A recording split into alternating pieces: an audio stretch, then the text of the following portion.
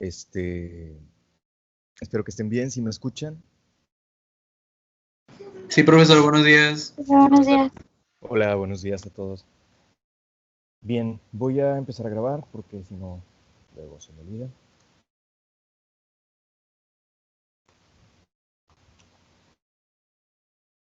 Bien, buenos días todas y todos a esta clase de Historia Moderna, hoy 23 de septiembre de 2020. Voy a registrar cuántas personas estamos conectados ahorita, si me permiten.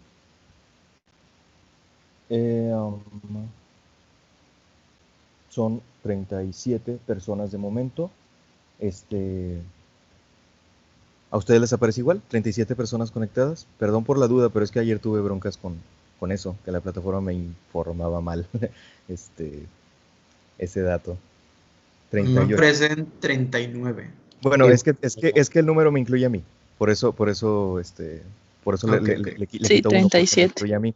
Pero vendrían siendo 38, ¿no? Bueno, dice 39 ahí, pero entonces son 38. Ujú. Ok, gracias. Nomás para confirmar que a ustedes les aparezca igual, porque ayer me aparecían 10 conectados en una clase y los estudiantes veían que estaban 30 y no sé qué. Y yo, ¿por qué?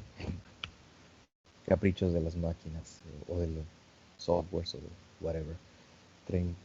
Ok, allá están 40. Muy bien. 41. Ok, buenos días a todas. 42, perdón, pero usted 41. Sí, muchas gracias, Miguel. Así es. Sí, le digo nomás como aclaración, ese numerito que aparece, pues son todas las personas que están conectadas, pero me incluye a mí. Y bueno, la asistencia, pues obviamente, al reportar la asistencia, porque tengo que hacerlo después de cada clase, pues obvio que no me incluyó a mí, ¿no? Entonces por eso siempre pues le tengo que restar uno, ¿no? Que soy yo. Ok. Bueno, pues no sé si quedaron por ahí algunas cuestiones, me refiero dudas o comentarios pendientes en torno a lo que estuvimos revisando la clase pasada con la exposición de Miguel y de Emerson y con la exposición también del equipo 4 completo de Ruth Ángela, de Andrea, Dania Escobedo y Ana Paula. No sé si quedaron por ahí algunas cuestiones pendientes, alguna duda, algún comentario al respecto para comentarlo primero y enseguida cederle la palabra al equipo que le corresponde exponer, que es el equipo 8. Sí. Entonces, bueno, ¿hay algún comentario, alguna duda en particular?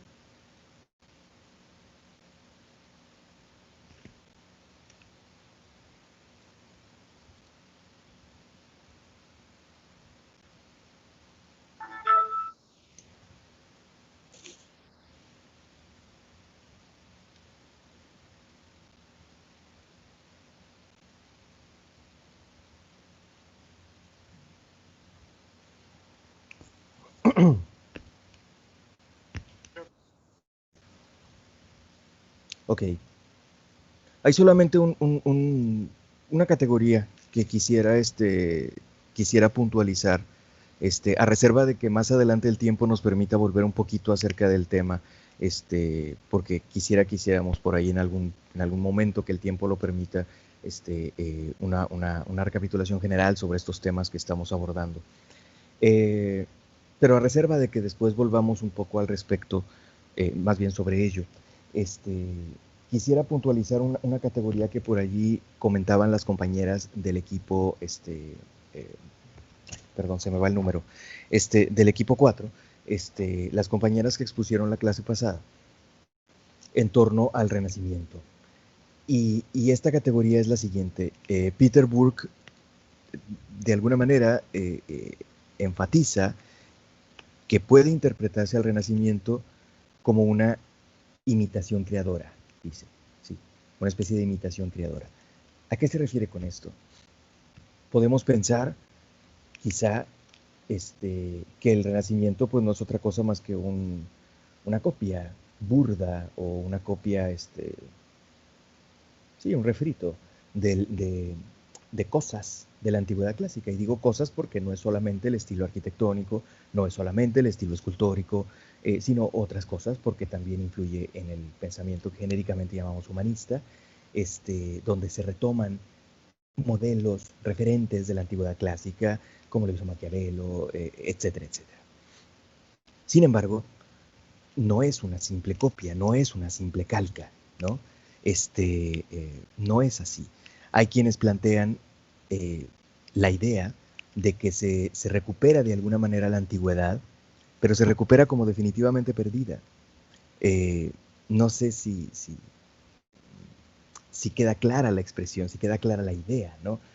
O sea, se recupera algo, pero ya como una momia, ¿sí?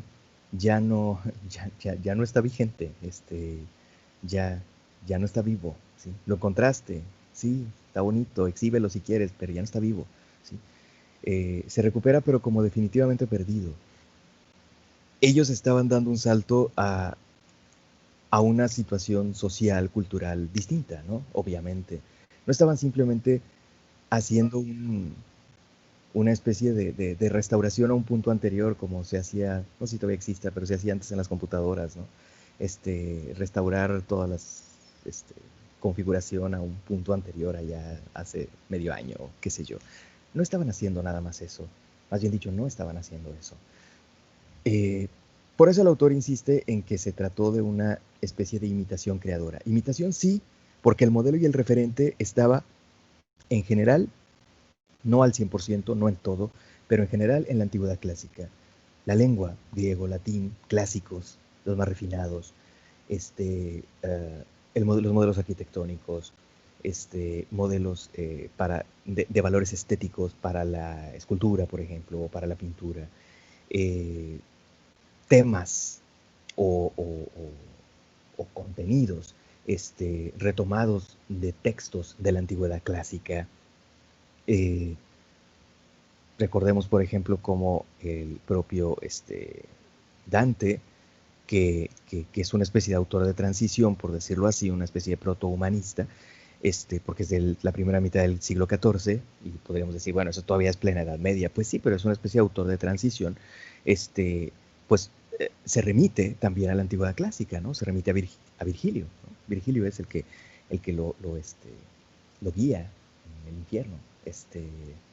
Que bueno, Virgilio como pagano no podía estar en otro lado, por más buena onda o más sabio que fuera, pues al cielo no iba a entrar ni a trancazos. Desde la perspectiva de fuera de la iglesia no hay salvación, que era la perspectiva de la época, y que duró hasta el Concilio Vaticano II. Pero bueno, pues bueno, eso es lo que quería plantear. Entonces era una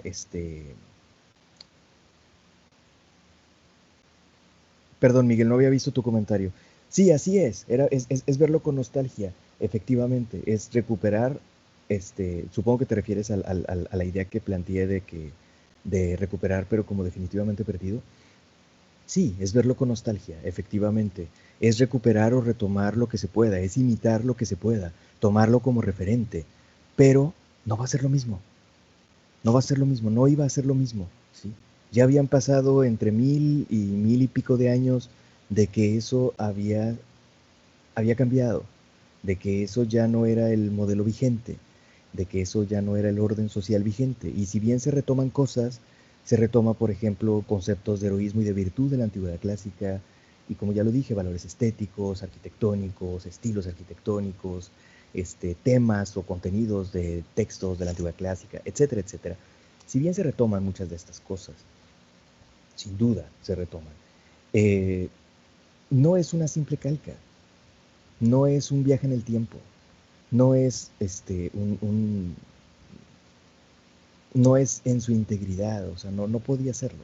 Es una imitación, sí, porque el referente está en la antigüedad clásica, o muchos referentes, pero es una imitación creadora, porque hace algo nuevo, porque hace algo distinto, ¿sí? Porque hace algo que, a pesar de que lo podamos cuestionar, sí genera un salto adelante en muchos aspectos sociales, en un cambio de etapa histórica, en pocas palabras. Sí se genera esto. No es simplemente, volvamos a lo originario y ya, como era en las sociedades muy tradicionales, como eran los rituales míticos, etcétera. Vamos a tratar de volver al punto originario. No, no era eso, no fue eso este, el Renacimiento en general, el Renacimiento y el humanismo. Por eso quiero nuevamente enfatizar esta categoría que utiliza Burke, una imitación creadora. Imitación porque el referente está en la antigüedad clásica, creadora porque hace algo distinto. No recupera la antigüedad clásica íntegra, viva, sino como una reliquia que se ve con nostalgia, como una especie de momia. Sí, está bonita, a lo mejor pareciera que está muy conservadita, pero pues ya no es su época, ya no es su tiempo. ¿Sí? Es otra cosa lo que se estaba impulsando, ¿no? En fin.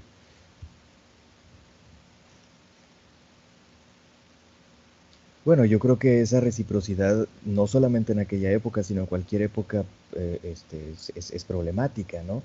Hasta qué punto la vida influye a las expresiones artísticas, o sea, la vida social, ¿no? El contexto, las circunstancias, etcétera, etcétera, influye sobre la expresión artística o viceversa. Yo pienso que es una dialéctica mutua, ¿no? Hay una reciprocidad.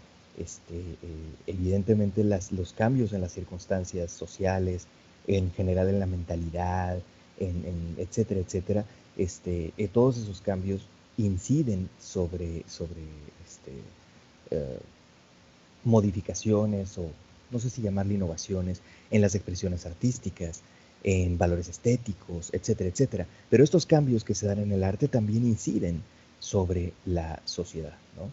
Hay una incidencia, hay una influencia recíproca, creo yo. Yo pienso que sí, yo pienso que sí.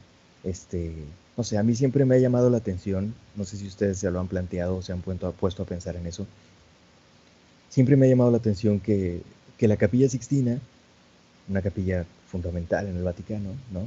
Esté llena de encuerados, porque hay muchos encuerados, empezando por Dios mismo, ¿no? Está representado, así, musculoso, etcétera. ¿Por qué? ¿Por qué ese tipo de representación? Con el moralismo extraño que suele plantearse en el contexto católico. Me parece más inexplicable eso, a que esté lleno de demonios de gárgolas las fachadas de las iglesias góticas medievales. ¿Por qué rayos dejaron entrar ahí encuerados?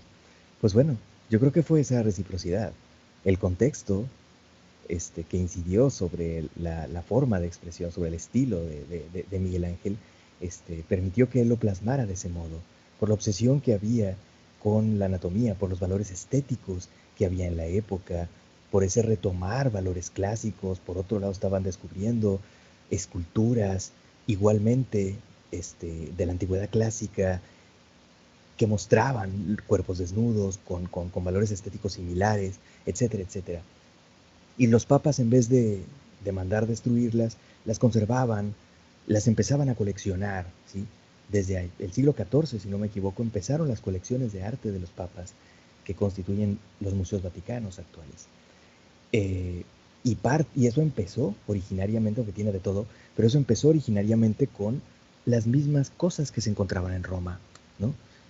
Al hacer excavaciones, reconstrucciones, etcétera, se encontraban cosas y en vez de hacerlas añicos, las empezaron a conservar y coleccionar. Y eran dioses paganos, desnudos, como el Apolo, etcétera, y los conservaban, ¿no? Entonces, hay una incidencia recíproca. También el hecho de que los clérigos se reúnan viendo a estos desnudos, pues creo que también de alguna manera les cambia cosas de su mentalidad, probablemente, ¿no? No sé. Es raro que a lo largo de la historia no los hayan puesto, como al David aquí de San Pedro, no le hayan puesto algún taparrabos o algo ahí. No. Pero bueno, en fin.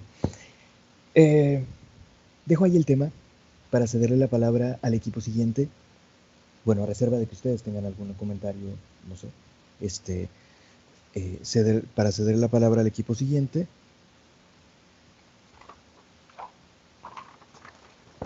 El equipo 8, Elías, Ricardo, Lucero y Ebert, ¿sí?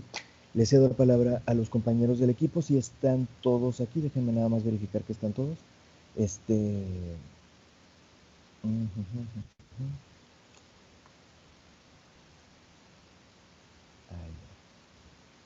Sí, solo faltan Eddie, María Alicia y María Merari. Entonces sí están todos. Muy bien. Entonces, bueno, le cedo la palabra. Adelante, adelante, compañero.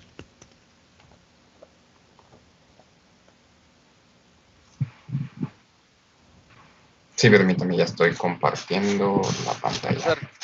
En lo que mis compañeros comparten la pantalla, me acordé de un comentario. Lo siento, Elías, lo siento. Dale. 30 segundos de tu tiempo. Venga.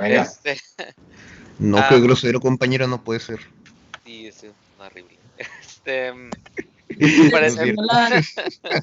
Me parece curioso, profesor, que justo en este momento en el que se dice que estamos viendo encuerados que empiezan a aparecer en el Vaticano, que es cuando casi todos empiezan los movimientos coloniales, que muchos de ellos, de cierta manera, por lo menos el español, está siendo motivado por ese espíritu de cruzada como que remanente de la Edad Media.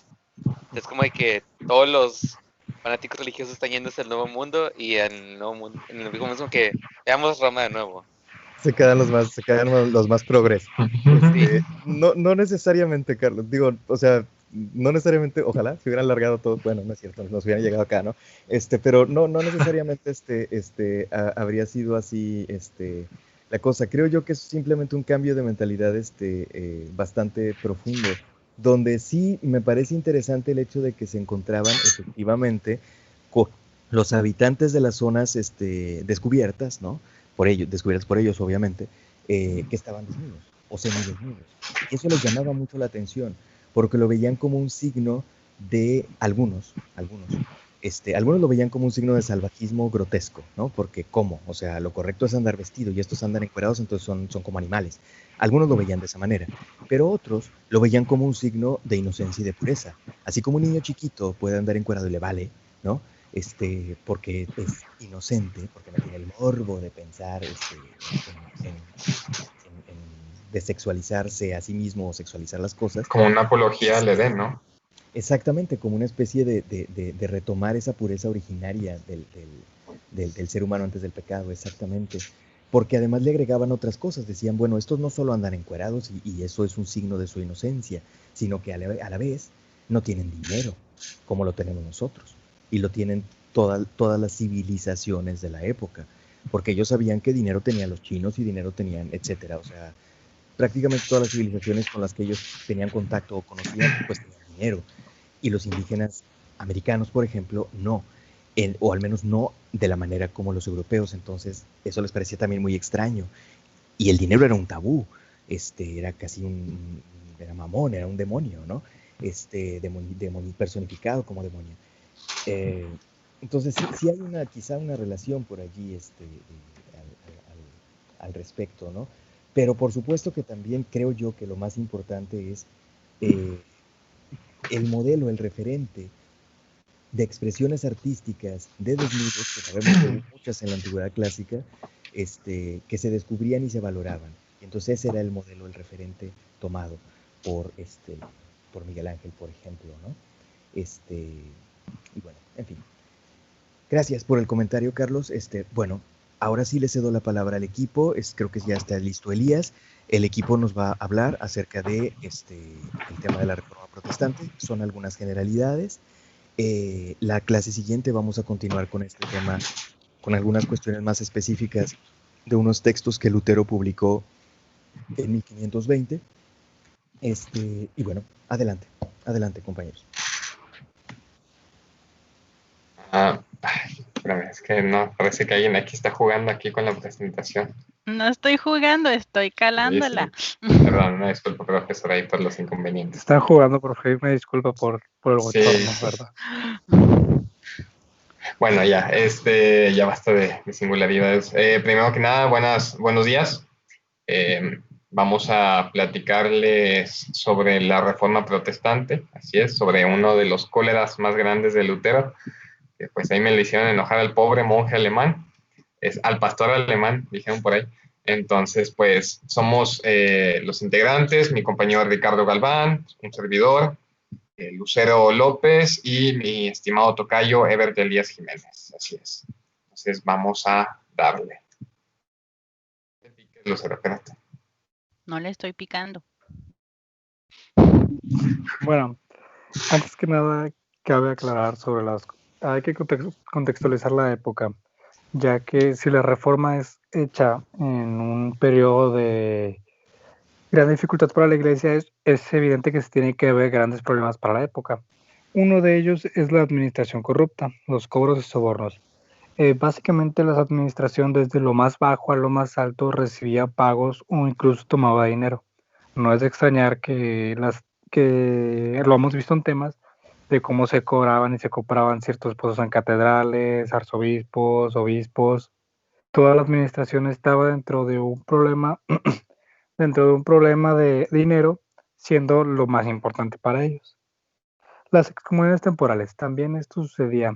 Como la iglesia era muy importante, muy relevante, pues si tú te podías al tú por tú con el Papa, muchas veces nos tocó ver disputas entre reyes y, bueno, no precisamente, no siempre reyes, a lo mejor algunos príncipes, monarcas, gente de poder, nobles, con el Papa y pues te excomulgaban, pero a cambio de un dinero podrían simplemente quitártelo, por eso se da el temporal. La quema de brujas, el esoterismo y el miedo a Dios.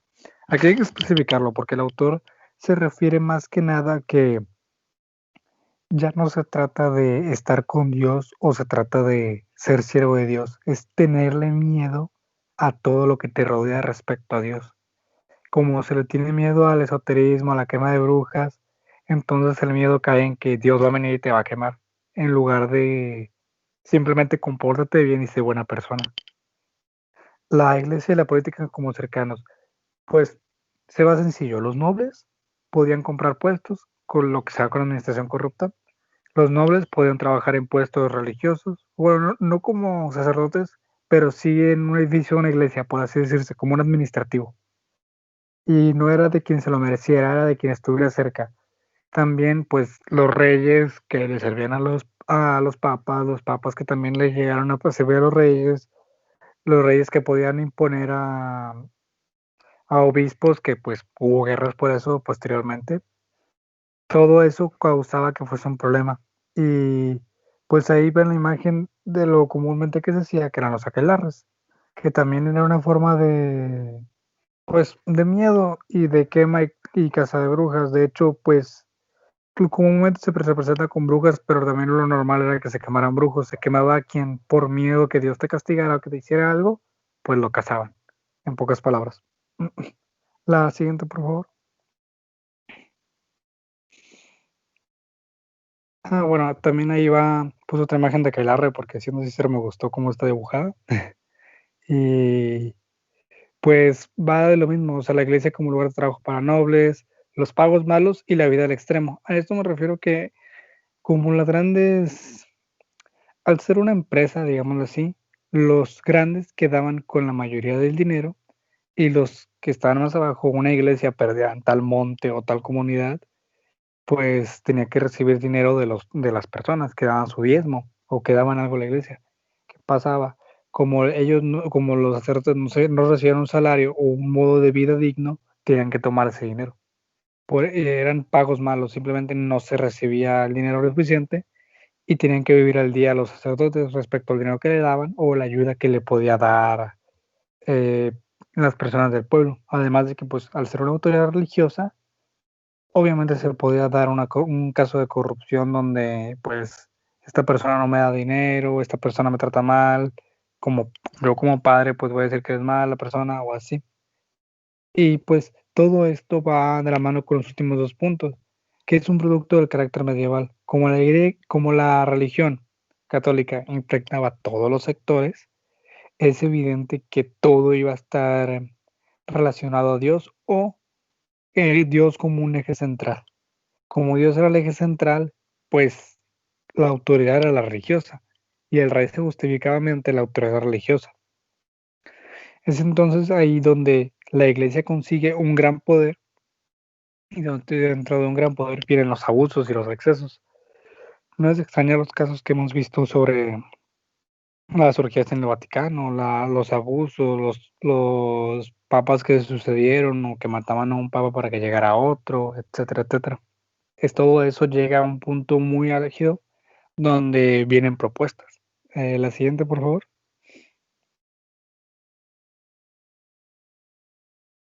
Ahí está, el nominalismo. Es por Guillermo de Ockham. Este Guillermo de Ockham sucede 100 años antes de Lutero, si no me equivoco, 100 o 200 antes de Lutero. Es antes de él. Básicamente Guillermo bueno, lo voy a decir Guillermo. Guillermo simplemente era un monje y él inicia algo pequeñito, que es una revisión de la fe o una revisión de los procesos que se está dando de la iglesia. Él crea un nominalismo que se refiere a alejar a Dios del hombre, pero no en el sentido de que Dios es superior, es simplemente que el hombre no se puede acercar a Dios. Dios más allá de lo natural. Se refiere que nosotros no podemos definir a Dios por medio de la naturaleza, porque Él es algo supernatural, es algo sobrenatural, va más allá de la comprensión humana. El humano está lejos de Dios y solo Él puede presentarte a nosotros. También va de la mano. Y haciendo la conexión, un paréntesis, siento que también Guillermo de Ockham hace esta reflexión por los reyes y por quienes se invisten y en ese tiempo decían de que Dios está conmigo o yo soy una representación de Dios.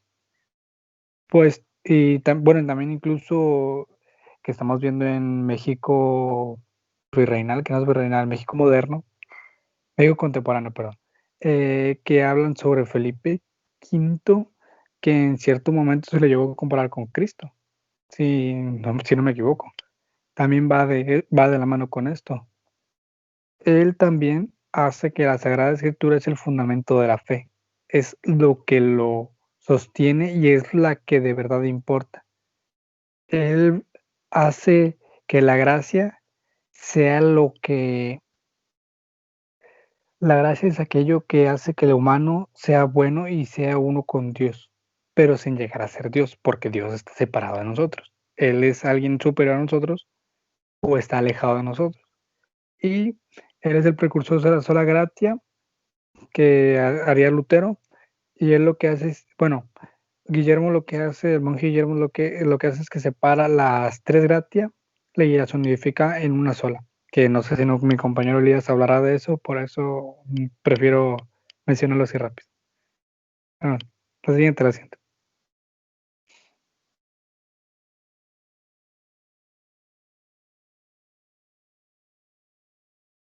Gracias.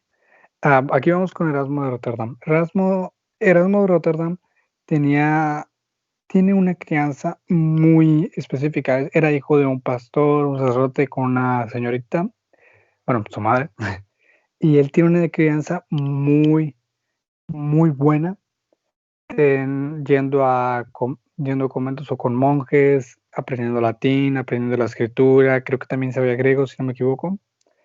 Y sí, sabía griego porque él lo tradujo. Y tuvo influencias de maestros Thomas More, John Fisher y John Colet. Esto principalmente es como para darse una idea de lo culto o lo sabio que era respecto a la época. Él escribió el Elogio de la Locura y el Manual del Soldado Cristiano, que rápidamente son escritos sobre la crítica a la iglesia y sobre una revisión en cristianismo por las estructuras que habían en ese momento. La siguiente. Lo importante con Erasmo, y se me olvidó poner una imagen, una disculpa. Para otros compañeros. Gracias. Lo importante con Erasmo es que él en sus escritos hacía una proposición muy interesante, ya que él decía que la vida cristiana debía ser algo sencillo y que debía estar alejada de todos los lujos como lo era en el Vaticano. Él es un crítico respecto a lo que es el Vaticano y sus esferas de poder y los abusos que estaban pasando. Cuando él dice que lo eclesiástico debía ser eliminado junto con sus abusos, no se refiere de que vamos a quemar las iglesias y que no existan, no. Se refiere que todas las estructuras administrativas que abusaban de su poder debían ser eliminadas, puesto que la iglesia se fundó con la idea de ser algo sencillo y no con algo de ser algo majestuoso u opulento. Esto hace que él, como era coincidente de la época con Lutero, se acerca a él, tiene una reunión gracias a alguien que protegía a Lutero, pero lo que pasa ahí es que tiene un distanciamiento, ya que Erasmo creía en el libre albedrío, que no sé si me voy a corregir, que corrígeme Elías si no sé, Lutero no creía en el libre albedrío. Y lo que hace es que Erasmo, cuando hace su proposición del libre albedrío, Lutero lo corrige con otra carta o con un escrito, digámoslo así, y hay una pequeña disfunción y distanciamiento, y al final de cuentas tiene una enemistad con él, aunque Lutero terminaría reconociendo que de todos los críticos que tenía, Erasmo era el único que se detuvo a pensar y a leer lo que él proponía, dejando así que, pues, no entender que los católicos o la doctrina católica, bueno, los que no fuesen Lutero, que no fuesen Erasmo, perdón, eran personas que simplemente no querían razonar con él. Lo que pasa también es que Erasmo termina siendo un punto medio en ambos sectores, ya que Erasmo no se inclinaba por el protestantismo, pero tampoco estaba de acuerdo con la doctrina católica respecto a sus abusos. Erasmo observó cómo al momento de hacerse las peleas y discusiones, cómo al final de cuentas todo terminaba siendo una forma, digamos así, política o una forma fanática, porque las protestas de los protestantes, válgame la redundancia, terminaban siendo un foco de fanatismo, así como la necesidad católica, puesto que los católicos iban a seguir al Papa y a los abusos, aunque no estuvieran de acuerdo, los protestantes igualmente iban a rechazarlo y eso provocaba conflictos. Aunque en cierto modo Erasmo decía que él prefería que hubiese una disputa meramente, digámoslo así, teológica, que se hablase, o que hubiese una alternativa protestante a que hubiesen guerras de religión, o no de religión, problemas o conflictos meramente católicos, lo típico de que algún papa se enoja con un rey y había un conflicto. El problema también que hubo con él es que Erasmo se terminó retirando, no a una vida privada, pero sí a ser alguien más tranquilo. Siguió publicando sus textos, siguió publicando sus escritos, creo que tiene otros 2 o 3, aparte de los que mencioné al principio, y termina siendo así llamado por los críticos historiográficos como un humanista cristiano, porque al final de sus días o en los últimos años, Erasmo no estaba de acuerdo con la idea protestante. Él terminó él seguía siendo un católico, pero no le gustaba la forma en la cual se manejaba el catolicismo. Así que resultó siendo un problema, bueno, no un problema, terminó siendo un humanista o un precursor del humanismo por sus ideas revolucionarias sobre la forma en la que se debía tratar al humano y la eliminación de los abusos.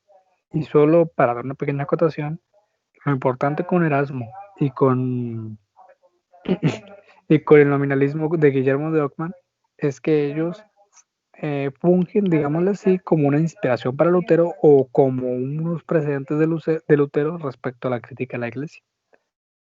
Y pues es por eso que es importante detallar que además de Lutero también habían otras personas que hicieron crítica y que también Lutero, por lo menos con el nominalismo, sí obtuvo inspiración. Y con Erasmo, pues también encontró a otra persona que también, o sea, no se encontró solo en un espacio donde todos iban a criticar.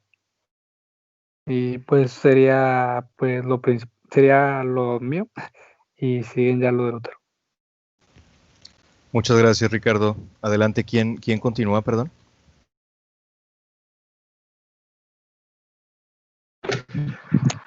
Creo que sigo yo. No, sigue mi compañero Elías. Aquí mi estimado, así es, sí. Elías, ok, adelante, Elías, te escuchamos. Gracias, profesor.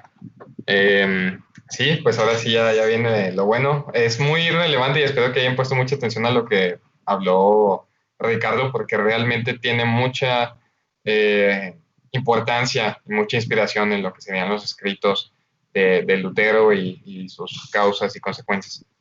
Entonces, pues vamos a hablar un poquito del personaje, teniendo en cuenta que hay una clase entera para hablar sobre Martín Lutero, pues traté de resumir lo más posible esto, pero vemos cómo termina. Ay, chale, no sé.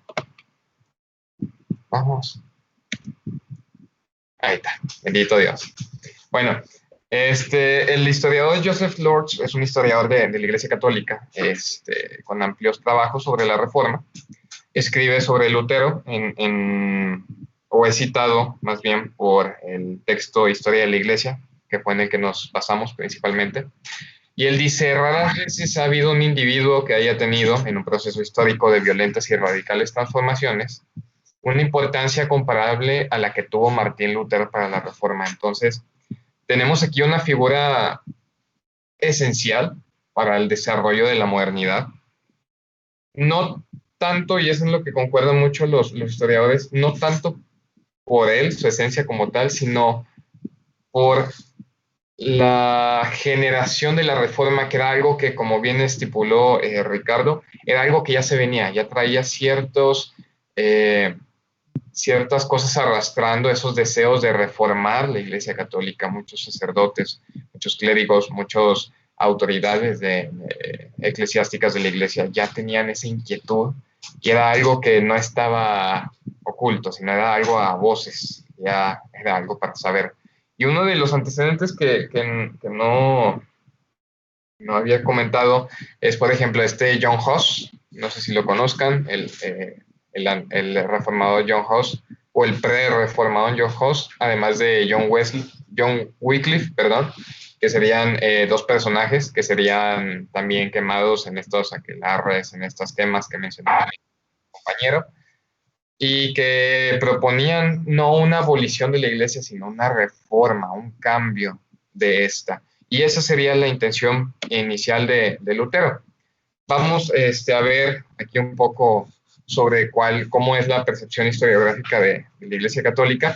Y si bien en un principio sabemos que, claro, pues sabemos que hasta el Papa León en su tiempo lo llamó cerdo y otros títulos despectivos, y Lutero se las regresaba con otros términos también muy despectivos. Es impresionante porque, como quiera, la historiografía católica se ha redimido, por así decirlo, y ha mostrado ese interés por comprender los movimientos y el pensamiento de Martín Lutero.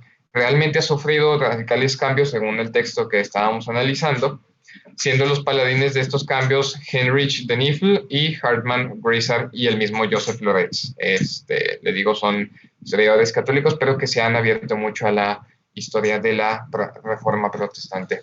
Y pasa de una percepción, como bien lo estipuló mi compañero Ricardo, una percepción nominalista ohamista, o sea, de Guillermo de Ogham, defendido por Martín Lutero, contra un tomismo. Para los que no recuerdan, tomismo es la escuela medieval teológica de Santo Tomás de Aquino. Esta era defendida por el eclesiástico Johann Tetzel. Este eclesiástico, vamos a hablar un poquito más de él adelante, era el que propone este cambio de las indulgencias y que estaba ciertamente ligado con los banqueros de Italia. Entonces, en un inicio se veía como una lucha de escuelas teológicas, pero ya pasaría a entenderse como lo que es una reforma teológica, donde se busca incluso comprender al reformador Martín Lutero.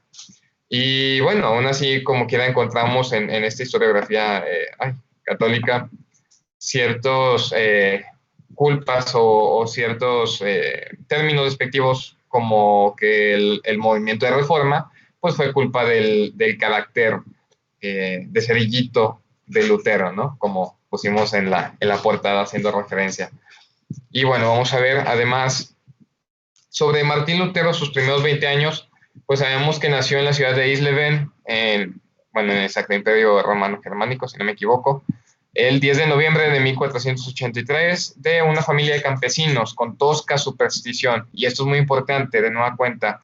Martín Lutero no vivía en un contexto distinto al de los demás, vivía en el mismo contexto, viendo, ahora sí que como pueblo, como se usa el término actualmente, y conocía muchas de estas experiencias, o tenía este mismo sentir con la ciudadanía alemana que ya nos comentaba Ricardo. Vaya, había una superstición muy fuerte sobre ciertos sobre ciertos aspectos místicos, y había un miedo general a Dios, así es la manera, un miedo incontrolable hacia la ira de Dios. El mensaje de la Biblia se centraba principalmente en esto, y claramente la culpa pues era parte de la Iglesia Católica en ese entonces. En 1501 se matricula Martín Lutero con estudios filosóficos en la Universidad de Erfurt, y después, y pongan mucha atención aquí, pasaría algo el 2 de julio de 1505. En su camino de regreso a Erfurt, porque había terminado sus estudios y se preparaba para ser una especie de abogado, para estudiar Derecho y Leyes, en su camino lo agarra una tormenta a medio camino, y le cae un rayo, no a él, sino muy cerca de él. Obviamente esto pues le saca un susto, y le recuerda como que, pues es Dios, me está atacando. ¿Qué es esto? Tengo miedo. Entonces dice, no, ya me voy a portar bien, voy a entrarle a la vida eclesiástica, ahí mismo en Erfurt. Entonces, en vez de dirigirse a la escuela de leyes, pues se dirigió a la escuela de Dios, por así decirlo, a la catedral, a la vida eclesiástica en Erfurt. Entonces, esto no significa una conversión, eso lo vamos a ver más adelante, sino esto es el inicio de su vida eclesiástica o de su interés en ciertos aspectos teológicos. Definitivamente aquí ahora pasaría el tiempo, y la nueva ciudad protagonista sería Wittenberg. Aquí díganme si lo pronuncio bien, si no, pues ahí me regañan. Wittenberg sería la ciudad protagonista de este movimiento reformador. Sería como Dolores Hidalgo, pero de la Reforma, donde se haría este inicio, ¿no? Y aquí pasaron muchas cosas en esta ciudad. Si ven el mapa, no sé si se vea mi mouse, pero se ubicaba en la zona de Sajonia, en esta zona más o menos por aquí al norte, si no me equivoco, de la zona de Sajonia. Este es un mapa del Sacro Imperio Romano Germánico de 1512, entonces está ciertamente aproximado a las fechas de actuar de Martín Lutero. Y volviendo al punto sobre Wittenberg, definitivamente él, en su tiempo de servicio ahí en Erfurt, se vería sumamente asustado. Se le conocía como el monje temeroso.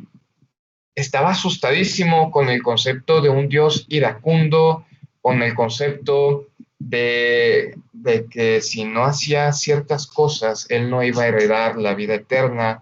Él estaba agobiado constantemente, eso rodeaba, y eso definitivamente lo reconocen muchos de los historiadores al estudiar la figura histórica de Martín Lutero. Realmente tenía miedo. Y es importante porque vamos a ver un pensamiento distinto en Martín Lutero en unos años posteriores. Hay incluso un texto donde se le pregunta a Martín Lutero en estos años de servicio, se le pregunta, oye, ¿tú amas a Dios? Y él contesta, sí, claro que amo a Dios, pero hay veces que también lo odio. Hay veces que lo odio porque no puedo comprender su ira. Realmente lo que les estoy diciendo es parafraseado, pero va en ese sentido. Generalmente cuando se hace esa pregunta, pues uno esperaría que alguien conteste, sí, pues lo amo, y ahí se quedó, se acabó. Pero no, realmente estaba asustado por estas cuestiones, por el pecado, la gracia, estos términos, y lo trataba de rellenar con la teología. Sin embargo, pasa algo interesante en Wittenberg, mientras es encomendado a dar ciertos cursos, tanto de ciertos libros de la Biblia. Tenemos el libro de los Romanos, el libro de los Salmos, la carta a los Hebreos, etc. Pero pasaría un evento, lo que se le conoce como ese sí se me olvidó buscar la pronunciación en alemán, pero pasaría eso, el Turmerlebnis, que se ubica, o los historiadores lo ubican, ese acontecimiento de entre 1511 y 1518, el momento en que Martín Lutero, encerrado en una torre de Wittenberg, se vería contrarrestado por la respuesta del estudio de la Biblia. Realmente aquí en esta, y es muy importante que veamos esto, en todo este movimiento tendría gran relevancia la carta a los romanos que escribe el apóstol Pablo, porque sería el libro principalmente citado en las obras tanto de él como de los otros reformadores reformadores como Calvino, que vamos a ver. Y en la torre, él estaba tranquilamente leyendo esta porción que estamos viendo aquí, es la carta a los Romanos capítulo 1, versículo 17, que dice, porque en el Evangelio la justicia de Dios se revela por fe y para fe, como está escrito, mas el justo por la fe vivirá. Y esto resolvió grandemente la duda que él tenía, ¿cómo voy a encontrar un Dios misericordioso? O sea, la duda de Martín Lutero es, ¿cómo concilio un Dios que se dice amoroso contra la ira de Dios que me muestra la Iglesia Católica? ¿Cómo lo concilio? Se supone que son opuestos, no pueden estar. La respuesta la halló en esto, la justicia de Dios. Dios es justo y muestra estos aspectos dependiendo de la justicia conforme a quien lo merece, porque ese es el término de justicia. Y su problema entonces viene a ser más teológico que psicológico. No estaba loco, realmente era un tema de discusión teológica que les digo ya se venía tratando desde antes. Y bueno, generalmente les digo que está estas fechas porque los protestantes suelen citar que este evento sucedió entre 1511 y 1512, y más recientemente se ha descubierto que hay indicios de que fue más tardío, o sea, fue 1517-1518. Entonces, ahí se da. Este evento se le reconocería como su conversión y sería como un redescubrimiento de los términos bíblicos. Y aquí es algo que hay que aclarar, o sea, la Reforma Protestante y este movimiento no sería la creación de una nueva religión, sino sería el retomar los principios bíblicos que se venían estipulando en la teología medieval. Ese es el problema principal. El asunto de Lutero no es acabar con la iglesia y formar una nueva, no, es que la iglesia vuelva a ese instinto de iglesia primitiva que ya estaba desde la formación de esta en el primer siglo. Entonces, propone estos dos, o retoma estos dos conceptos que ya bien comentó mi compañero Galván, sería la sola fe o la sola fide, que estipula que la gracia tiene lugar solo a través de la fe, y lo fundamenta principalmente en este versículo que tienen en su pantalla, igual ahí lo pueden seguir viendo. Y lo otro sería también la sola escritura, que la autoridad de la Biblia es suficiente. ¿Esto cómo se contrapone a lo de la iglesia? Bueno, como bien sabemos, y les comenté antes, estaba la cuestión de Tetzel, el eclesiástico que propone las indulgencias. ¿Y qué es la indulgencia? La indulgencia es que puedas comprar cierto tiempo en el purgatorio. Yo la verdad no conocía mucho este término, tal vez ustedes sí, pero me parece interesante y es algo extraño porque realmente no tiene cierto fundamento en esta teoría que propone el Lutero, en esta teología, perdón. Entonces, para él era algo aberrante el hecho de que se consideraba que la salvación puede ser comprada o que puede ser por obras, y propone lo contrario, que es no, la salvación es por fe y punto, se acabó. Y con la escritura es lo mismo, no toleraba el hecho de que se le diera más importancia a la tradición que a la autoridad de la Biblia. Él no propone que se acabe con la tradición, tampoco dice que no tiene autoridad, simplemente la autoridad de la Biblia es suficiente y es mucho mayor que esta. Y también lo fundamenta en este versículo que les estoy poniendo ahí. Y bueno, ¿cuáles serían las consecuencias voluntarias y cuáles no tan voluntarias de esto que estaba iniciando Martín Lutero? Definitivamente todos conocemos el evento de las 95 tesis, enviadas el 31 de octubre de 1517, así es. No sé si ya se había inventado el Halloween por ahí, pero pues acá es el día de la Reforma, ¿cómo no? Entonces, sobre ahí, el autor del texto de Historia de la Iglesia habla que hay una cierta cuestión. Todos tenemos en la mente la escena de Martín Lutero clavando las tesis en la puerta de la iglesia de Wittenberg, pero no, dice que él, o al menos en su visión historiográfica, esto viene a ser una leyenda instaurado por un individuo de nombre, permítame, Philip Melanchthon en 1546. Entonces esa sería como que una leyenda que sería por ahí, que se iría difuminando a voces, pero que no tiene cierto sustento historiográfico. Entonces lo que sí se sabe es que Lutero envía estas 95 tesis a los obispos de Maguncia y de Brandenburgo, son las aledañas a Wittenberg, para que examinen sus posturas, para que examinen estas cuestiones, incluso para convencerlos y sobre todo para revisar su fundamento bíblico. Realmente Lutero con esto era famoso por su cólera y por su carácter aguerrido, pero en ese momento realmente se destaca que buscaba más que nada el diálogo y no iniciar una batalla contra la iglesia. Les digo, la idea era reformar la iglesia, no era otra. Y bueno, cito al autor, dice, la mayoría de los alemanes vieron en las tesis de Lutero solo la abierta protesta, pero no percibieron el problema teológico más profundo que contenía. O sea, por ejemplo, ahorita nosotros ya estamos viendo lo de la doctrina, lo de la sola fe, la sola escritura, la sola gracia, etc. Pero ellos no, ellos vieron una declaración de protesta, ellos vieron, hagan de cuenta que una declaración de independencia, por así decirlo, una declaración de guerra contra la iglesia. Y bueno, es entendible porque sabemos que el pueblo alemán pues no tenía mucho acceso a estas teologías de la gracia, de la fe, de la salvación por obras. Evidentemente la iglesia tenía el monopolio, y me gustó la palabra que utilizó Ricardo, era la empresa controladora de esta información. Y bueno, pues a Lutero lo detectaron, lo vieron salir de la alcantarilla como en el Among Us. Entonces, pues sería denunciado por el arzobispo Alberto y defendido, pero hallaría un aliado en Federico el Sabio de Sajonia, el príncipe de esa zona. Cuando el arzobispo Alberto lo denuncia, sería llamado Lutero para ser entrevistado o interrogado en Roma. Sin embargo, Federico consigue que no, que sea interrogado en Habsburgo, en su territorio, y con esto de cierta manera tendría una protección ante estas cuestiones. Entonces, aquí en la derecha, si están viendo las imágenes, está una parte de la 95 tesis que aborda la cuestión de las indulgencias, que sería la principal queja que tendría Lutero contra la iglesia. La salvación es por obras, es por fe. Y bueno, ya después veremos que se iba a derivar en otras cosas que no se esperaba él. Y a ver, no sé si ya le ve. Ahí está. Bueno, ante esto aparecería otro individuo que se llama Johannes Eck, otro eclesiástico, y él sí entendió el mensaje de la teología de Lutero. Él, pues al tener ese conocimiento, sí vio ahí un cambio en la estructura que planteaba Lutero.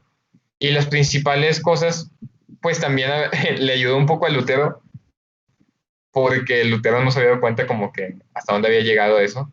Entonces él le dijo así como que, compa, pues te pasaste, porque mira, o sea, con esa proposición inicial o esa proposición central de la sola fe, con eso estás tirando la naturaleza de las indulgencias, con eso estás tirando la autoridad papal y la tradición, y con eso estás afirmando de los concilios falibles. Y toma el ejemplo de John Huss, que les digo fue un pre-reformador que fue acusado de bastantes cosas falsas y que fue torturado de manera muy terrible. Busquen si tienen la oportunidad el caso de él, y que a voces fue reconocido que ese concilio fue corrupto, fue definitivamente corrupto. Entonces, ese es un ejemplo. Y bueno, Johannes Eck llevaría el chismecito a Roma, o sea, sí le dijo así que, compa, te pasaste, pero a la vez como que fue Juditas y lo traicionó, y pues fue y le dijo al Papa, ¿verdad? Y pues el proceso de cuestión con Lutero concluyó que el monje alemán era un hereje, F. Y pues evidentemente el Papa León, pues redactaría la bula Exsurge Domine, y sería enviada el 15 de junio de 1520. Entonces, chale. Y bueno, ya vamos terminando con mi parte, Rosa, ahí vamos. Toda la iglesia, cito al autor, dice, toda la iglesia visible e institucional en la que ya había perdido su confianza, le parecía una obra diabólica. El Papa era el anticristo. Esa era la percepción de Lutero. Y aquí quise poner precisamente de fondo el momento en que en el momento en que Martín Lutero quema la bula papal. Cabe resaltar que esto no fue inmediatamente cuando lo recibió. Si ven aquí la fecha en la izquierda, en la zona superior, dice 10 de diciembre de 1520. Entonces, primero, pues en lo que se tardó en llegar la carta. Y segundo, durante ese tiempo, redactó 3 de sus principales obras con este sentido de discrepancia con la iglesia, las cuales no vamos a profundizar porque bien dice el profesor, eso lo vamos a ver en la siguiente clase. Sus 3 principales obras serían a la nobleza cristiana y la nación alemana sobre la reforma de la sociedad cristiana en agosto de 1520, la cautividad babilónica de la iglesia, octubre de 1520, y la libertad del cristiano, noviembre de 1520. Les digo, si ven estas fechas, es entre que el Papa expide la bula, donde lo amenaza de ser excomulgado, y entre que Martín Lutero pues la quema. Entonces, no dudo que haya tenido ahí tiempo de reflexión. ¿Cómo no? Así es. Y bueno, ahora sí, una referencia ahí. El 3 de enero de 1521, el Papa León excomulga de Roma a Martín Lutero. Y Martín Lutero pues dice, chale, me están denunciando, tengo que defenderme. Y convoca un emergency meeting que vamos a ver, que va a hablar mi compañero que sigue más adelante. Y vamos a ver cómo termina esto y a quién acusan y por quién votan para banearlo del grupo.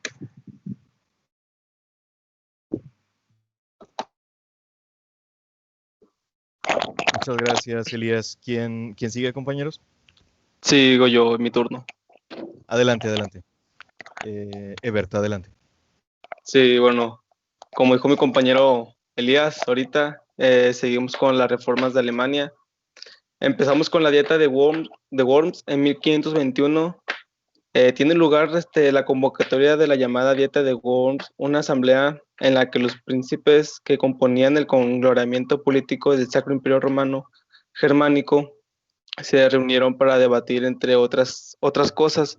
Debatían más bien los postulados de las 95 tesis que Martín Lutero puso en la iglesia de Wittenberg en 1517. Eran como sus fans y hablaban entre ellos sobre las cosas que él hacía afuera. Siguiente, por favor.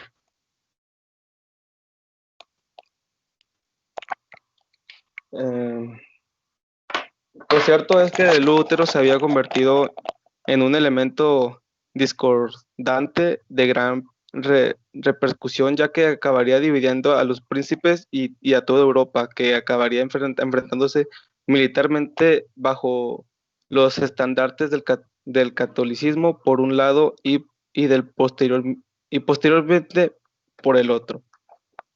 Es que las tesis de que se difundieron con rapidez asombrosa cuestionaban por primera vez algunos de los rasgos característicos o dogmas de la Iglesia Católica, criticando especialmente el tema de las indulgencias. A través de un pago se podía expulgar de ciertos pecados de alguien, y la mentalidad católica de rechazo hacia la acumulación del dinero, considerando un acto de avaricia y por lo tanto de un pecado. O sea, ellos decían de que tener así tanto dinero, tanta fama así muy rápidamente era como que, oye, estás haciendo algo malo, o sea, y lo investigaban muy a fondo. Y aquí, como dice mi compañero Elías, de que Lutero dividió principalmente toda Europa en dos, dos poderes. Dice, en cualquier caso, en enero de 1521 y después de haber sido excomulgado el Papa León X, Lutero es citado a acudir a esta asamblea convocada por el recién nombrado emperador Carlos V. Allí debía defenderse de las acusaciones de herejía que sobre él se había vertido y pedir perdón por las ofensas cometidas contra la Iglesia Católica, y para garantizar su presencia se le otorgó un salvoconducto que le permitiese ir y volver sin la posibilidad de ser ejecutado tras el juicio, como ya había ocurrido en otros casos. O sea, como que lo perdonaron. Luego después, tras la llegada de Lutero en abril y después de un cierto tiempo de negociaciones y debate entre los príncipes, en mayo de ese mismo año, se decretó el edicto de Worms, en el cual se tildaba de este hereje y se prohibía difundir, lectura y posesión de cualquiera de sus obras, además de autorizar a cualquiera de asesinarlo impunemente. De hecho, se trataba condenarlo incumpliendo el acuerdo de inmunidad, pero la ayuda del príncipe Federico III de Sajonia le permitía eludir tal trágico destino y refugiarse en el castillo de Wartburg, desde donde llevó a cabo la traducción de la Biblia de alemán. Años después, cuando decide por fin a este periodo de retiro, el apoyo popular de lo que contaba era enorme y sus tesis contaban con un respaldo de cada vez mayor, de manera en que nunca se llegó a cumplir con la sentencia de Worms, y pudo continuar su labor de forma hasta su muerte en 1546. O sea que pues fue libre.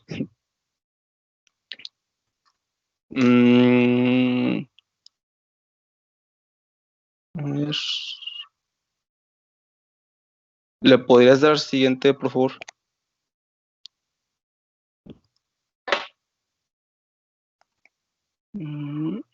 Ok.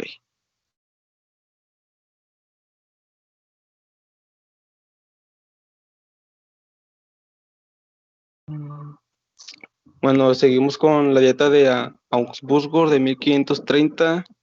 Se da el nombre de ese con el que se conocen las reuniones de la dieta imperial o del Sacro Imperio Romano Germánico en la ciudad de Augsburgo. Esa viene siendo otra ciudad. Con la sesión de Augsburgo de 1530 se intentaba calmar las crecientes tensiones entre católicos y protestantes que presentaron al emperador la confesión angustiana. Porque en 1530, antes de esto que les estoy contando, Lutero presentó la declaración de la fe del nuevo movimiento de la Dieta de Augsburgo. Fue una extraordinaria y nada controversial exposición en búsqueda de la paz, muy compulsiva, universal y conservadora. Pero el movimiento de Lutero dividió Europa en dos y esto dio lugares a la iglesia que conocemos como evangelísticas y protestantes. La dieta imperial fue solicitada por el emperador Carlos V para decidir sobre las tres cuestiones. Primero, la defensa sobre el imperio contra la amenaza otomana. Segunda cuestión, las relaciones contra la política, la moneda y el bienestar público. Y en tercer lugar, los desacuerdos sobre el cristianismo en un intento de llegar a algún compromiso y una oportunidad de lidiar con la situación alemana. O sea, no querían lidiar con esos tipos de problemas. El clima durante este tiempo fue muy diferente de lo que vemos hoy actualmente en la iglesia luterana. Pasó a la reforma en la asamblea de Augsburg. La dieta fue inaugurada por el emperador el 20 de junio, produjo numerosos resultados, entre los que destaca la declaración de 1530 de las propiedades luteranas, conocida como la Confesión de Augusto, un documento central de luteranismo que se presentó al emperador. ¿Le puede dar siguiente? Ya después de tantas dietas y tantas reuniones con el emperador, en septiembre de 1555, alcanzando la concordia religiosa entre católicos y los protestantes, y que hizo patente el triunfo, la autoridad y los príncipes frente al emperador, marcando al final del mandato de Carlos V como emperador, ya que a partir de entonces, con la firma de la paz de Augsburg, provocó que el Sacro Imperio Romano perdiera su universalidad, careciendo así de unidad política, ya que el acuerdo de paz trajo consigo mayores diferencias, provocando además que Roma se negara a aceptar que los emperadores fueron elegidos por príncipes protestantes, siendo Carlos el último emperador ungido por un papa. Aquí al final yo le entendí más o menos que ya no querían reinado de Carlos V por lo que era muy apegado a la iglesia, y ellos como que todo lo veían como un pecado. Si tenían, no sé, si ellos querían tener dinero o tener no sé, otra esposa, yo qué sé, era como un pecado para el emperador, y pues no querían ser ejecutados por él mismo.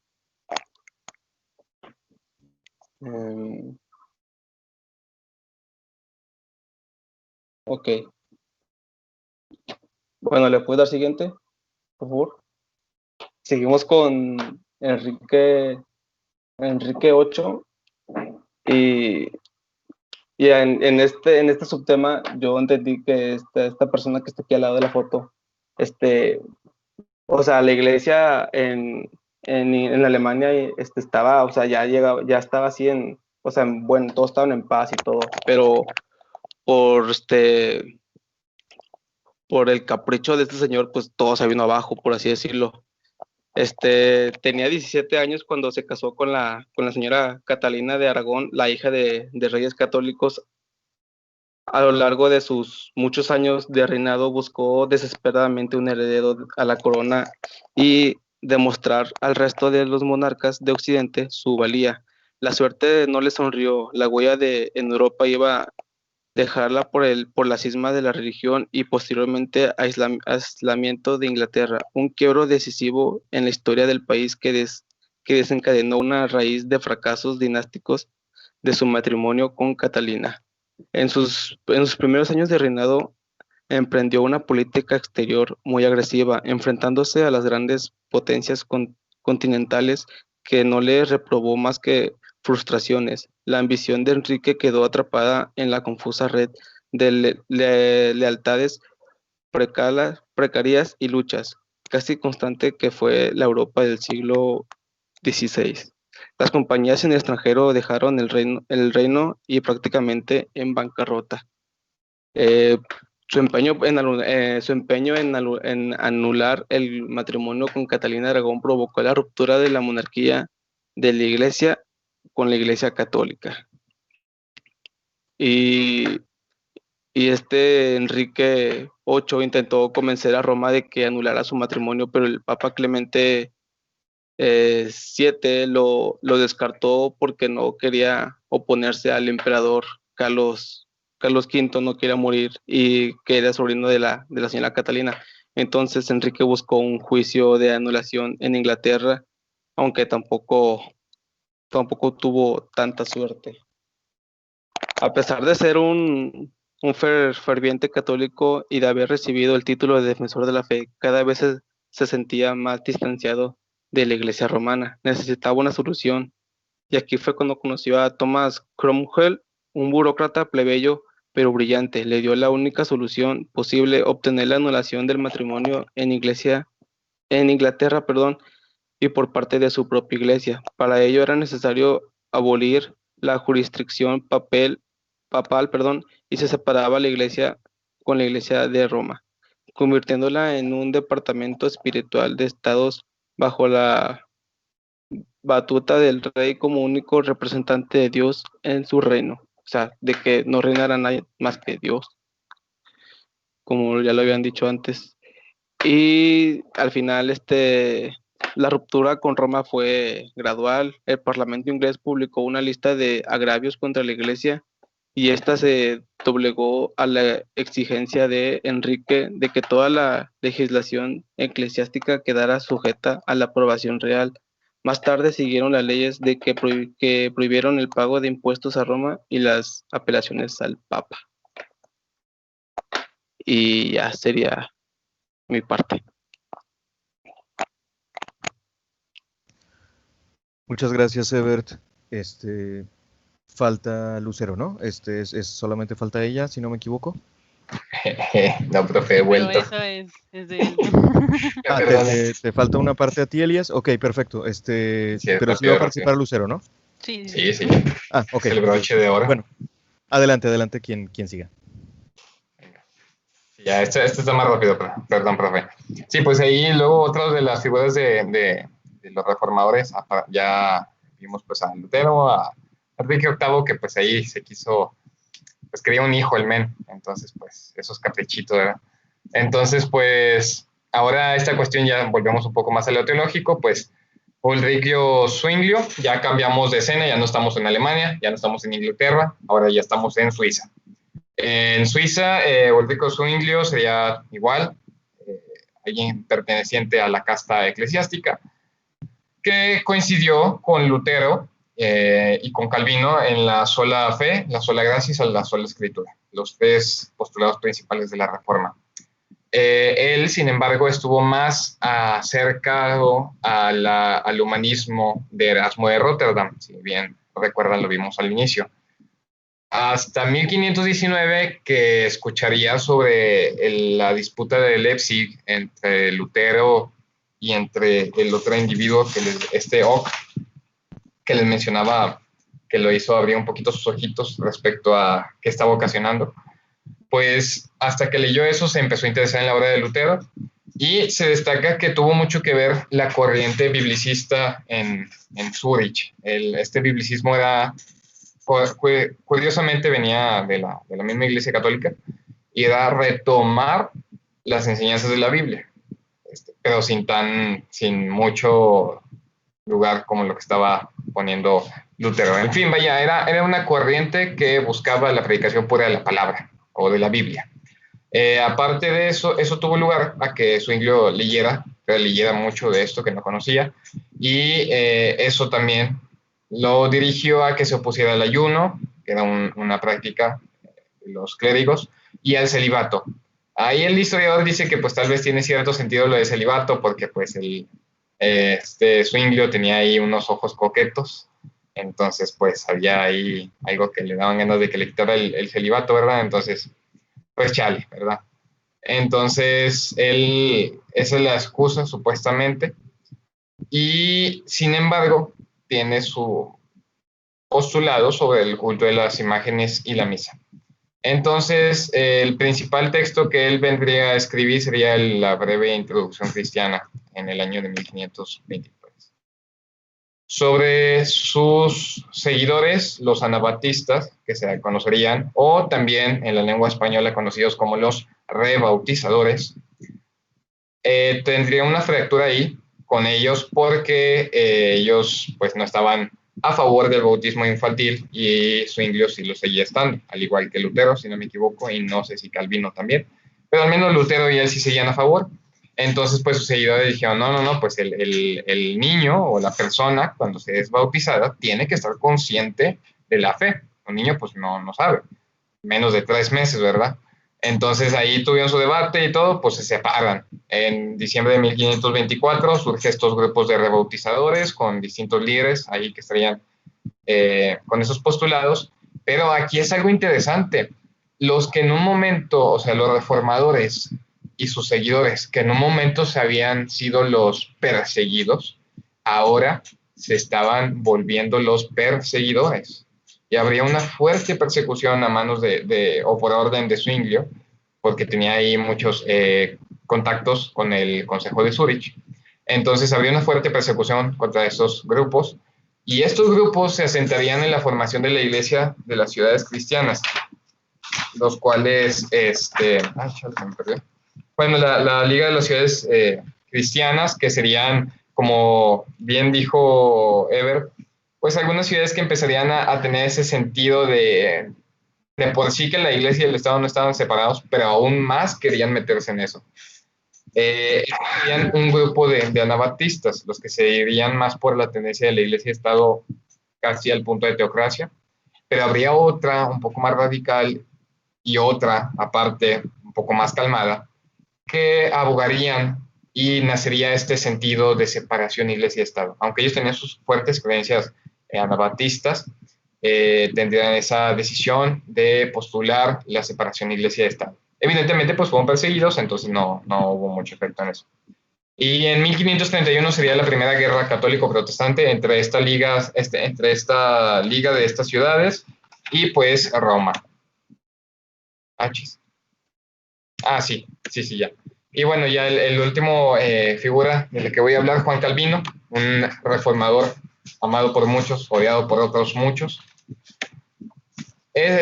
Calvino, pues algunos datos relevantes es que nació el 10 de julio de 1509 en Noyon, en Francia.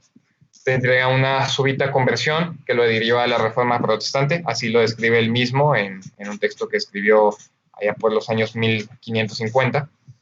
Sin embargo, por esto, pues tendría que huir de Francia, y en invierno de 1534 a 1535, o sea, de diciembre a enero, por así decirlo, pues escribiría su obra más famosa y que más le traería fama, la institución de la religión cristiana. Veanlo, está muy bueno, recomendado. Y Calvino nunca conoció a Lutero, sin embargo, sí había conocido su obra. O sea, no lo conoció presencialmente, pero sí en espíritu, por así decirlo. Esto tendría que ver con la fuerte influencia y la cohesión que tendrían ambos en las ideas de la sola fe, sola gracia, sola escritura. Y como bien le comentaba a mi compañero Galván, se inclinaría por la teología de la predestinación, que es todo un rollazo muy teológico para explicar en unos minutos. Ganaría, por cierto, igual y si tienen dudas o comentarios, pues váyanlo poniendo a saber.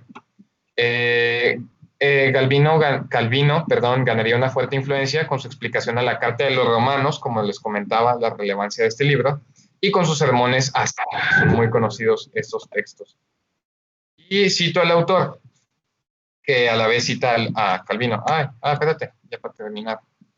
Dice, el Espíritu Santo produce en el alma la fe mediante la palabra. Esta es concebida sacramentalmente. Esta fe es un don gratuito de Dios en un signo de su elección. La conciencia de haber sido elegidos es el estímulo más fuerte para la vida cristiana de cada día. Entonces, hay una teología completamente distinta a la teología católica que vemos con Calvino, con Lutero, que pasa a centrarse en la ira de Dios, al Evangelio como la justicia de Dios y el sacrificio.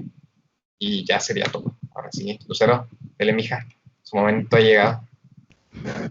Muchas gracias, Elías, otra vez. Adelante, Lucero. Bueno, voy a darle un poquito rápido, pero no tanto, porque yo soy como 11 diapositivas. Y bueno, aquí ya lo que vamos a ir viendo es que, bueno, en el siglo XV y en el siglo XVI ya se tuvieron muchas tragedias y fueron muchos lamentos, fueron mucho lloriqueada, pero sí fue no solo dirigido a la iglesia, sino en el mismo seno de ahí de los concilios. Pero bueno, lo que vamos a ver ya ahorita en el intento de reforma en la iglesia, aquí ya, bueno, atrás vemos el concilio de Trento, y como no tuve muchas imágenes, también lo voy poniendo en casi todas las diapositivas que tengo, porque es en sí de todo el concilio. Y bueno, aquí ya se fue teniendo un desarrollo para la reforma protestante por parte de lo que fue este concilio, y los antecedentes que vamos observando es que no se observó sino hasta el siglo XVI, y ya lo que fue la reforma de la iglesia era, bueno, el principal fue ya el concilio de Constanza y de Florencia. Y bueno, a ver si me deja. No me deja, Elías, tú dale, a ver. Creo que ya abrí. No fue 2. Ay, disculpen. No le estoy moviendo.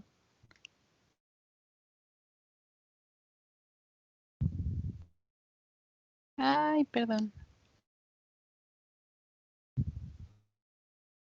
Bueno, ya se ve.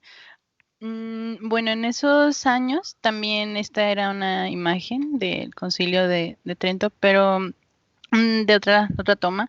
Nada más que aquí ya se fue manifestando por parte de Martín, disculpen, por parte de Martín V y Eugenio IV, lo que fue ya la posición de conciliar ya unas ideas más generalistas sobre lo que fue ya la idea papal que se tenía en ese entonces, pero lo que vamos ya a ir observando en las siguientes es cómo se fueron ya contra el Papa, el Papa III, y bueno, Pablo III, y a ver, dale, Elías, porfis.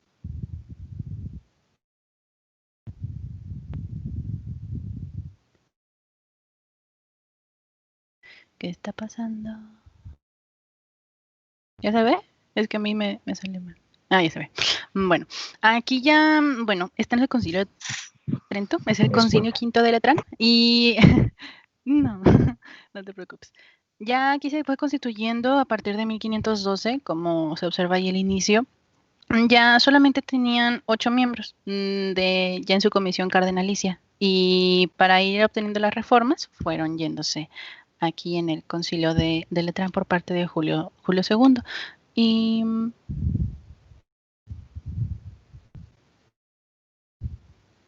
ay, perdón. Ya tú dale solamente, Elías, a ver.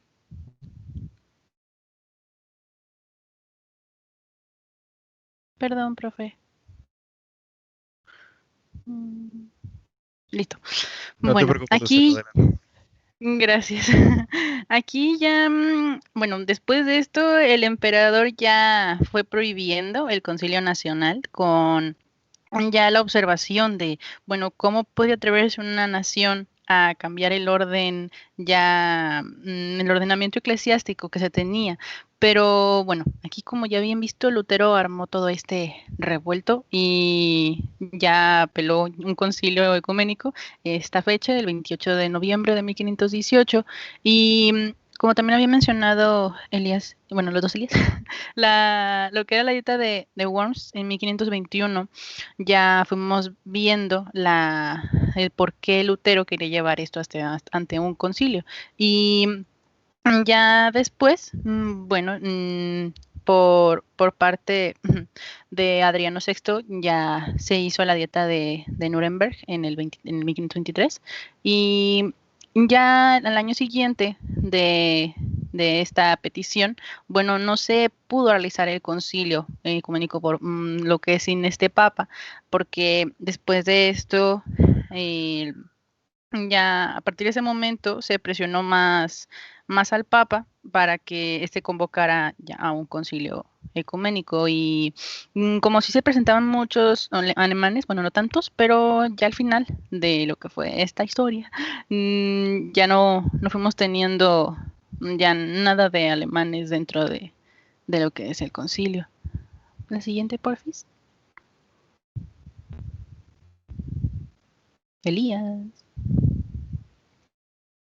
Gracias. Bueno, Carlos V, aquí como pueden ver atrás, es la batalla de Pavia. Aquí ganó su primera guerra contra Francisco I y disponiéndose a regresar a Alemania, quería resolver ya sus cuestiones con la iglesia alemana, pero ahorita vamos a observarlo. Quería que vieran esta imagen porque sí se me hizo muy, muy triste. Pero dale la siguiente, Elías, please.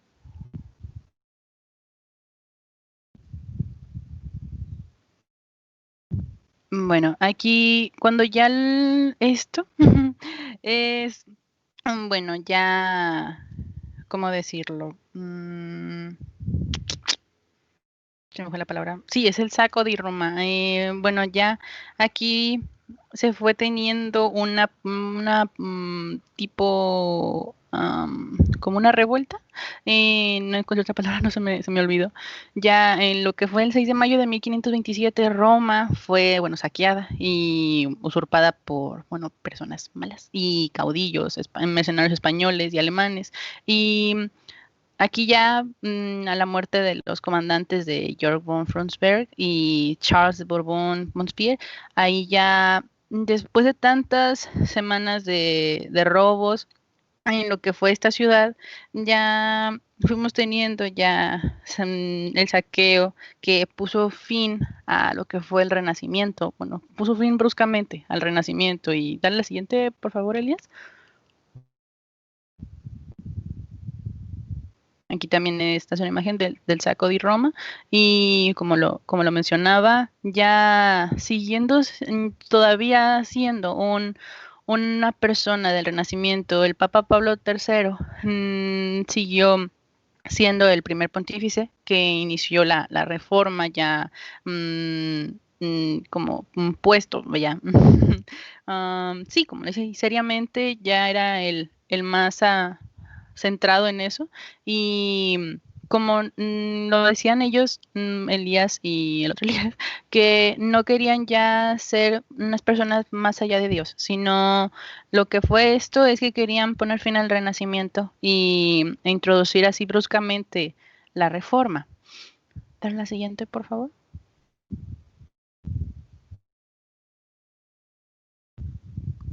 Aquí, lo que les mencionaba, lo que es Pablo III, siendo un miembro de la Casa Farnese, ya se tuvo nuevas esperanzas para este concilio y la reforma, protegiendo ya sus leyes. En 1540 ya aprobó la orden de jesuitas y empeñó en la realización de un concilio ecuménico, lo que habían peleado todo ese tiempo.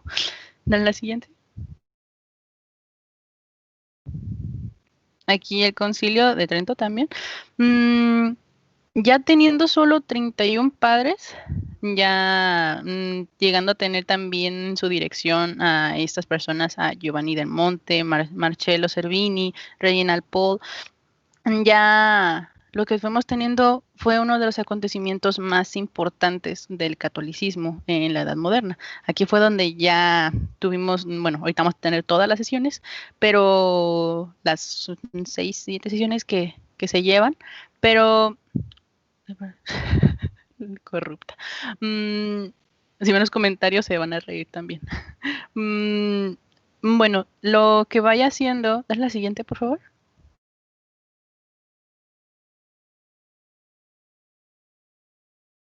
Aquí lo que les mencionaba de los participantes del concilio es que ya en su primer periodo de sesiones no se tuvo, como les decía, no se tuvo aún ningún obispo ni teólogo alemán.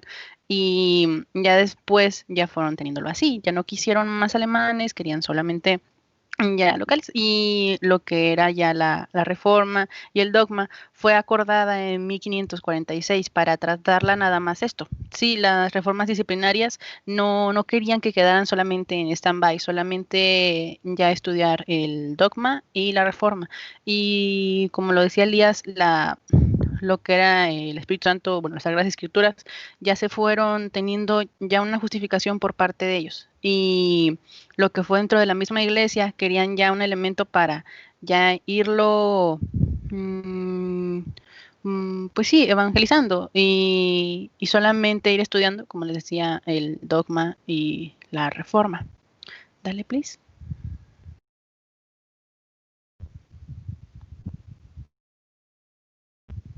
Cri, cri. Bueno, aquí como observamos, ya el desarrollo, ya con las sesiones que les mencionaba, ya en la cuarta sesión, el 8 de abril de 1546, ya se tuvo, como les decía Elías, al principio protestante de la sola escritura, de la doctrina, pero ya querían solamente ir estudiando la escritura y la tradición, como en el dogma y la reforma, y lo que fueron ya las sesiones quinta y sexta, ya se debatieron el pecado original y la justificación. Ahí ya fueron viendo ya todo lo que era relevante y ya, ya muerto también el Papa, ya empezaron bueno, el Papa fue presionando a Carlos V, lo que, bueno, el 29 de junio de 1542, si mal no recuerdo, en Trento, ya Francisco I le declaró la guerra. Por esto, y ya en la sesión 7, definieron la doctrina de los sacramentos en general, y bueno, ahí fueron en el bautismo y también a lo que era ya la reforma protestante y su problema ya central. La siguiente, por favor.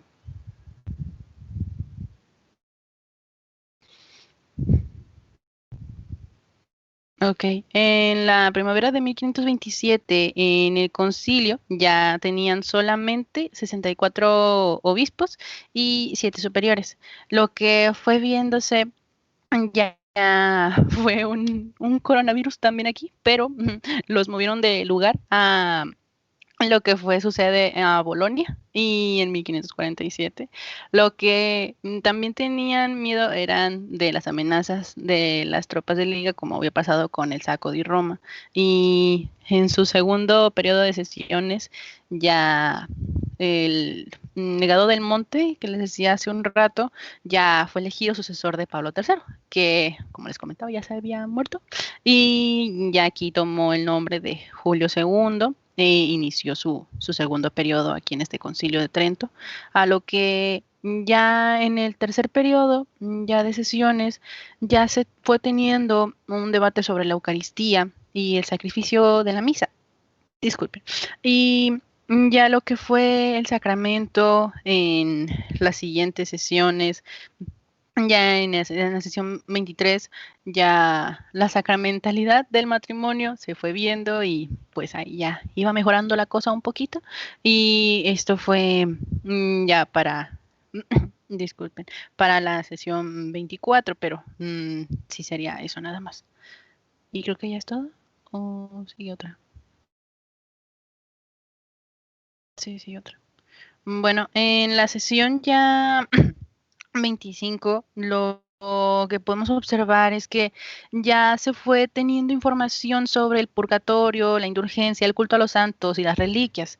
Y bueno, así como nosotros somos las imágenes sagradas. Y ya con esto fue como terminó el concilio, ya con estas sesiones, y terminó con 199 obispos, 7 abades y 7 generales de órdenes religiosas, a lo que ya fueron teniendo sus numerosos decretos, y lo que fue para la reforma transmitida por el Papa, y ya lo que fue a 26 de enero de 1564, se fue teniendo una modalidad de decretos y disposiciones, pero lo que fue viéndose por Pío IV, ya los decenios siguientes ya fueron viéndose por pontífices, obispos y ya toda la iglesia, y ya viendo lo que fue el concilio de Trento, ya se fue acabando como el supremo magisterio eclesiástico a la reforma protestante, que todo inició por Lutero. Y creo que ya es todo. Sí. Y así.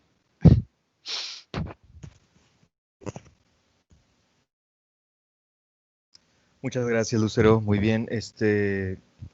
¿Algo que agregar? Me refiero al equipo en general. Muchas gracias a Elías, a Ricardo, a Ebert y a Lucero, del equipo del equipo 8. ¿Alguna,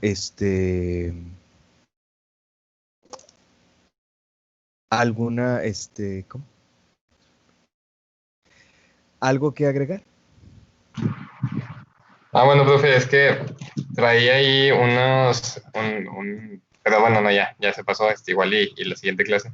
Un ejemplo de un escrito que hizo Martín Lutero. No sé si lo conozca, un himno que se llama Castillo Fuerte.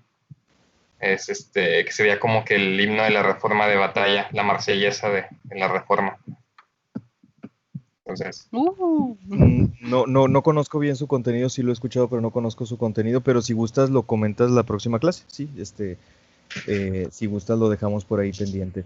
Bueno, okay. Para todas y todos, gracias Elías, para todas y todos, obviamente ya se nos fue el tiempo, muchas gracias al equipo, y les pido de favor a todas y todos que si tienen dudas, si tienen comentarios, pues lo mismo que les dije la clase pasada, por favor déjenlos por allí anotados en alguna parte o no sé, y podemos comenzar con eso la próxima clase si les parece, y bueno, obviamente pasaríamos a escuchar al equipo siguiente, que es el equipo número 9, constituido por Emiliano Ibarra, Derek, Alicia García Valencia y América, ¿sí? Escucharíamos a este equipo la próxima clase, pero antes podemos comentar un poco si hay por ahí dudas o comentarios en torno a este tema que expusieron los compañeros el día de hoy.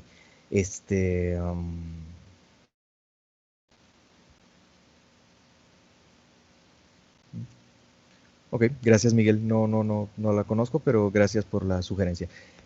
Bueno, se nos fue el tiempo, nos excedimos de tiempo, entonces nos vemos compañeros, nos vemos, hoy es miércoles, nos vemos el lunes, que estén muy bien todas y todos, cuídense mucho, bueno, los que llevan pensamiento político nos vemos mañana, pero en esta clase nos vemos el lunes, cuídense mucho. Nada más una cosa, perdónenme, ya generé por ahí las citas de tutoría para el grupo que tengo en tutoría, pero creo que se los comenté en su momento, no le hagan mucho caso a esta cuestión de las citas, ¿sí? Sí nos vamos a reunir, pero vamos a tratar de hacerlo en algún lapso de tiempo que podamos, terminando alguna de estas clases o algo por el estilo, ¿sí?